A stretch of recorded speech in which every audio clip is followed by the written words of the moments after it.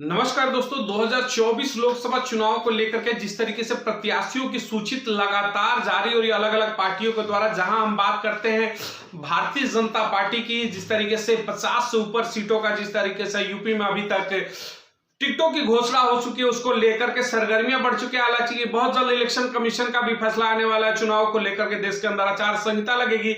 लेकिन वही सबसे बड़ी खबर अभी आ रही है बीएसपी की तरफ से। जी हाँ, जिस तरीके से तमाम लोकसभा चुनावों के अगर हम इतिहास को उठाकर देखते हैं तो बीएसपी सबसे पहले अपने टिकटों की जो सूची है उसे जारी करती है। लेकिन इस बार का जो चुनाव है 2019 लोकसभा का चुनाव, उसमें बहन मायावती की तरफ हर कदम जो है फूक फूक करके रखा जा रहा है। जिस तरीके से अभी तक चुनावी सूची जारी नहीं हुई प्रत्याशी की, उसको लेकर के तमाम अटकलें इस समय लग रही हैं। लेकिन उसी बीच एक बड़ी खबर आ रही है, जिस तरीके से पहली सूची को लेकर के बीएसपी की तरफ से जो तैयार हो चुकी है, बीएसपी जल्द ही इस पर मुहर लगाने वाली है। जी हाँ, बीएसपी की तरफ से जो पहली सूची है उसके ऊपर आज हम चर्चाओं को शुरू करते हैं। किस तरीके से बहन मायावती का जो इंजीनियरिंग कहते हैं कि सोशल इंजीनियरिंग में कहते हैं कि बहन मायावती का टक्कर कोई दे नहीं सकता है। जिस तरीके से वो तमाम जातिगत समीकरण को साधते हुए अपने टिकटों की घोषणा करती है। 2007 से 12 की अगर हम उत्तर प्रदेश की शासन की बात करेंगे, बहन मायावती ने जिस तरीके से सुशासन के साथ उत्तर प्रदेश जैसे बड़े राज्य को चलाया, उसमें पूर्ण बहुमत की जो सरकार आई थी, उसमें जो सोशल इंजीनियरिंग का फॉर्मूला निकल करके बीएसपी की तरफ से आया था, बहन मायावती की तरफ से आया था, उसने राजनीतिक गलियारे में एक नई हलचल पैदा कर दी। उसी फॉर्मूले के तहत बहन मायावती 2024 लोकसभा चुनाव में भी अपने सोशल इंजीनियरिंग का जो फॉर्मूला है उसको लेकर के लगातार आगे बढ़ते हुए नजर आ रही है। उसी सोशल इंजीनियरिंग के तहत मायावती द्वारा 2024 के प्रत्याशियों की सूची भी तैयार हो चुकी है। अलग अलग समय पर तमाम सूचियां जो है बहुत जल्द आपके बीच में आ जाएंगी। तो चलिए खबरों को विस्तार से शुरू करने से पहले चैनल को लाइक और सब्सक्राइब जरूर करें। बहन मायावती के द्वारा जिस तरीके से सामाजिक समीकरण की बात करें, सोशल इंजीनियरिंग की अगर हम बात करते हैं, तो जिस तरीके से बात होती है कि सब में बसपा ने जो पहली लिस्ट अपनी बना रखी है, उसमें किन जगहों पर तमाम जो बड़े चेहरे हैं वो आ रहे हैं खुलकर के सामने, उसमें अगर हम बात करेंगे तो प्रयागराज का जिसमें नाम खुलकर के सबसे पहले आ रहा है, यानी 12 मार्च को हो सकता है कि ये लिस्ट जारी हो। एक बड़ी खबर आ रही है, जिस तरीके से प्रयागराज में बीएसपी जो है ओबीसी वर्ग के कोटे को ये सीट देने का मूड बना चुकी है इस बार। जी हाँ, लगभग फाइनल हो चुका है। बहन मायावती का जिस तरीके से लगातार अपने कोऑर्डिनेटर के साथ अपने तमाम जो संगठन के पदाधिकारी उनसे लगातार संपर्क साधने के बाद प्रयागराज की जो सीट है, जो पूर्व में इलाहाबाद के नाम से जानी जाती थी, उस पर बीएसपी जो है ओबीसी वर्ग के किसी प्रत्याशी को उतारने की तैयारी में इस वक्त लगी हुई है लगातार। आपको बता दें कि जिस तरीके से अगर हम प्रयागराज सीट की अगर बात करेंगे तो वहां पर पटेल और ब्राह्मण समुदाय जो कहते हैं कि भाई बड़ी संख्या में पाई जाती है।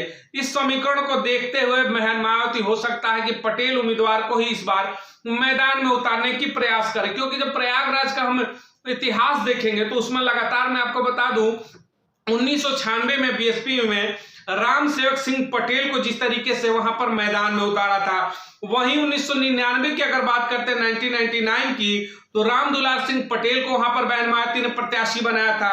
वहीं बात करेंगे अगर 2004 की, तो वहां पर आरके सिंह पटेल को बहन मायावती ने प्रत्याशी बनाया था। यानी कि ओबीसी समाज को, जिस तरीके से मैं बता रहा हूं कि ओबीसी और ब्राह्मण समुदाय बाहुल्य बताया जाता है प्रयागराज की सीट को लेकर के, लगातार उस पर अटकलें तेज है। लेकिन बहन मायावती की तरफ से जल्द ही इसको लेकर के बड़ा फैसला भी आपके बीच में आने वाला है। वहीं अगर हम बात करें तो दूसरी जो सीट आ रही है वो फूलपुर सीट है।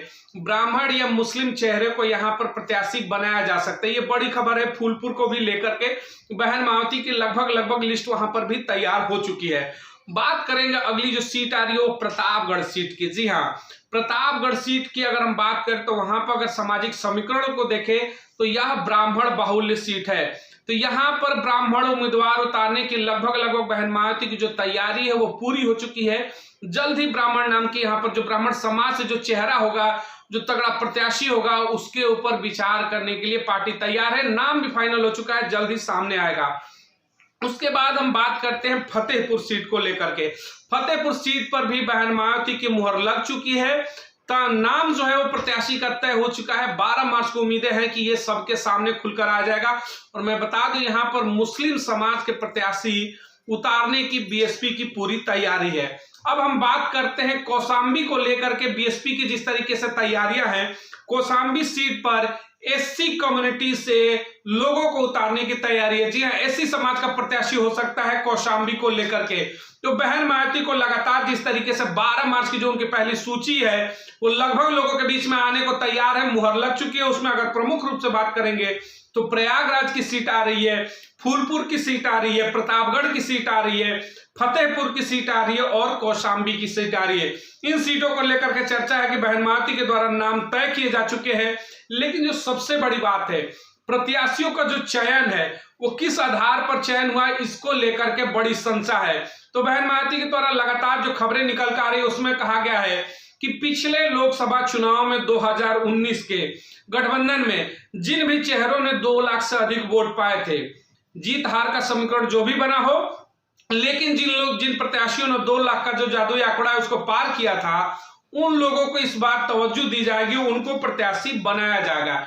यानी कि प्रत्याशी बनने का जो एक क्राइटेरिया है वो जातिगत समीकरण, सोशल इंजीनियरिंग तो है ही, उसके साथ में 2 लाख वोटर अगर की जिस किसी ने भी पिछले लोकसभा में पाया उनके ऊपर ज्यादा इस समय बसपा विचार करती हुई नजर आ रही है। आपको बता दें, तमाम लोकसभाओं में जिस तरीके से बीएसपी को अपने लिए जानी जाती थी कि पहले सबसे पहले प्रत्याशियों की सूची जारी करती थी, लेकिन इस बार 2019 लोकसभा चुनाव में बहन मायावती की जो खामोशी है, कहीं ना कहीं दो बड़े धड़े इस समय बने हुए इंडिया गठबंधन और एनडीए, दोनों की बेचैनियां बढ़ाती हुई नजर आ रही है। बहन मायावती की जो साइलेंट मोड है, क्योंकि बीजेपी पहले ही अपने 51 प्रत्याशियों की लिस्ट जारी कर चुकी है यूपी के अंदर, वहीं सबसे पहले टिकट जारी करने वालों में इस बार समाजवादी पार्टी बनी, जो लगातार हमेशा सबसे अंत में टिकट जारी करती थी। इस बार सपा ने सबसे पहले अपने उम्मीदवार घोषित कर दिए हैं गठबंधन के द्वारा। हालांकि कांग्रेस ने भी अभी अपने पत्ते यूपी में नहीं खोले हैं, क्योंकि अटकलें लगाई जा रही है कि आचार संहिता का इंतजार है, आचार संहिता के बाद हो सकता है कि बहन मायावती की वापसी भी इंडिया गठबंधन में हो सके। इसको लेकर के कांग्रेस अभी साइलेंट मोड में चल रही है, टिकट का वितरण नहीं करे। हालांकि कल बहन मायावती का जिस तरीके से ट्वीट आया, उन्होंने साफ मना कर दिया कि हम किसी गठबंधन का हिस्सा नहीं बनेंगे, हम इंडिया गठबंधन का हिस्सा नहीं बनेंगे। लेकिन वहीं दूसरी तरफ तीसरे मोर्चे को लेकर के मायावती की जो बैटिंग है वो तेज हो चुकी है। जिस तरीके से तेलंगाना की खबरें हमारे बीच में आई थी कि बीआरएस और बीएसपी के द्वारा कैसे वहां पर गठबंधन की घोषणा हो गई, टिकटों की जल्द से जल्द वहां पर घोषणा हो जाएगी। तो यानी कि जिस तरीके से तेलंगाना में बीआरएस के साथ गठबंधन हुआ, वही तमाम और पार्टियों से गठबंधन की जो चर्चाएं हैं। तो हालांकि मायावती अभी खुल करके जिस तरीके से कल उनका ट्वीट आया, ट्वीट पर उन्होंने कहा कि भाई हम अकेले चुनाव लड़ेंगे, किसी गठबंधन का हिस्सा नहीं बनेंगे।